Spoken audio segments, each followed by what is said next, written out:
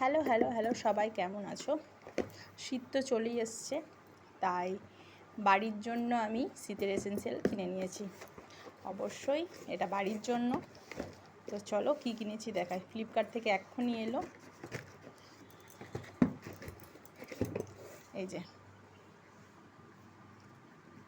প্যারাশুটের heal restore cocoa repair body lotion.